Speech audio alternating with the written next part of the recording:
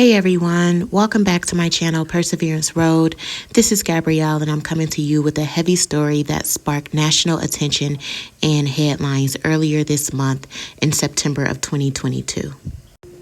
A woman by the name of Eliza Fletcher sparked national attention when she was abducted, assaulted, and murdered while jogging.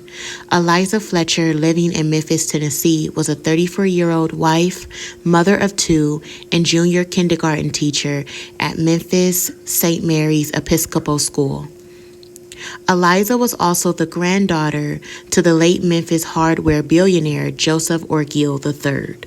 Eliza routinely ran 8.2 miles in the pre-dawn hours near the University of Tennessee area. On September 2nd, it was a normal day for Eliza as she set out during her normal routine to complete her run. However, Eliza would not return home. Eliza's husband reported her missing when she did not return home from her run during her usual time.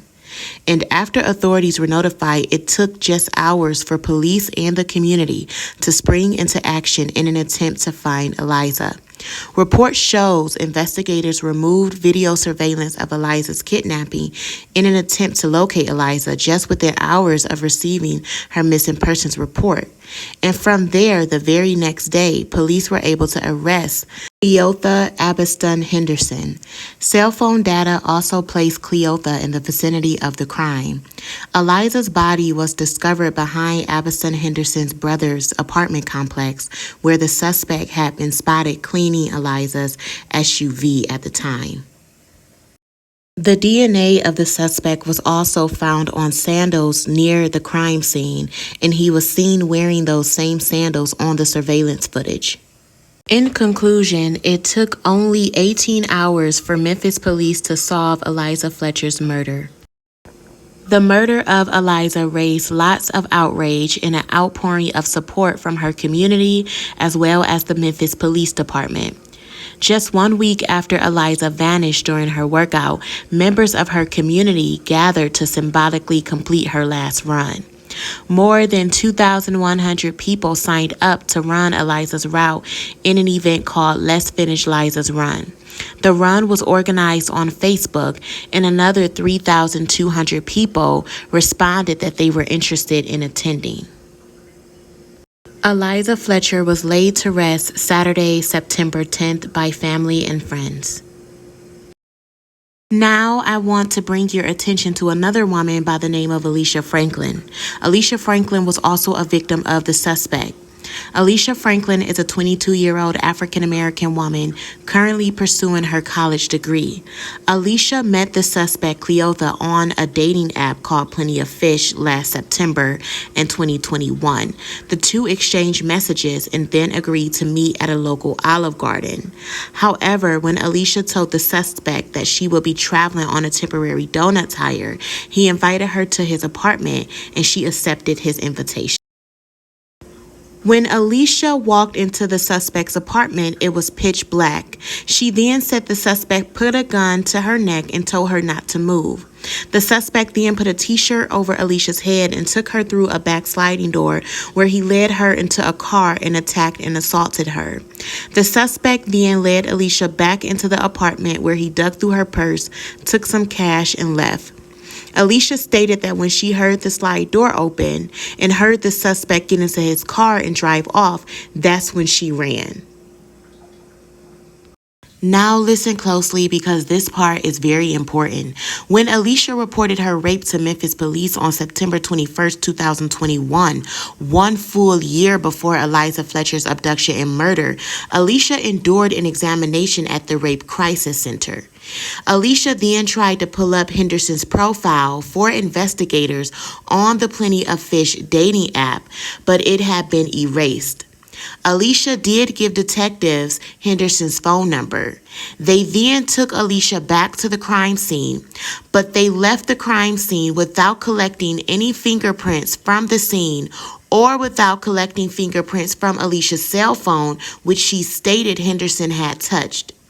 According to authorities, Alicia was shown a photo lineup that included Henderson, known as Cleo, but she was confused because he was pictured with locks and she only knew the suspect to have short hair. The detective did put a note in Alicia's file to find a recent photo of the suspect, but Alicia stated no one followed up after that. Alicia called the Memphis Police Department several times for updates on the search, but there were never any new leads. Alicia stated in an interview, "They didn't care. I called back again and again, like maybe 4 or 5 months later, and they just told me to keep in mind that it can take anywhere from 1 to 2 years to process a rape kit. So at that point, I gave up." Once Alicia realized that the Memphis Police Department had no intentions of further investigating her case, Alicia decided to move away from Memphis, Tennessee. Now, here we are exactly 1 year later, after Alicia's incident with the same suspect. That same suspect now strikes again, but only this attack resulted in the abduction and murder of Eliza Fletcher. I want to note that even though it took only 18 short hours for the murder of Eliza Fletcher to be solved, it took the same police department 11 months to even make an arrest in Alicia's attack. Now, the Tennessee Bureau of Investigation reports that the average turnaround testing for a rape kit can take between 33 to 49 weeks. However, the Memphis Police Department did make a rare move to expedite the DNA testing in Eliza's case. Now, looking at the similar case of Alicia Franklin and Eliza Fletcher, there could be a lot of conclusions drawn to why two women that was attacked by the same criminal in the same city and state cases were handled strategically differently. There could be a lot of speculation drawn around that. You have two women who were attacked by the same criminal in the same vicinity, but yet their cases were handled drastically different. And there's no reason why the case should have been handled differently. So looking at the case, one can only speculate why the Memphis Police Department chose to handle the two cases drastically differently. This rape kit was expedited in Eliza Fletcher's case, and the same was not done for Alicia Franklin.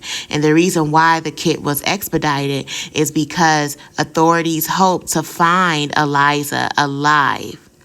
Also, two former Memphis detectives told reporters that investigators could have nabbed Henderson months early if they had canvassed the neighborhood where Alicia was raped.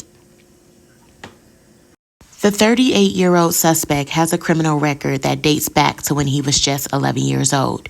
He was reportedly charged with the crime every year from 1995 to 2000, and at age 14 years old, he was charged with rape. Henderson's DNA was already in the FBI database because at age 16 he pled guilty to kidnapping and served over 20 years in prison. He was released for the crime in 2020.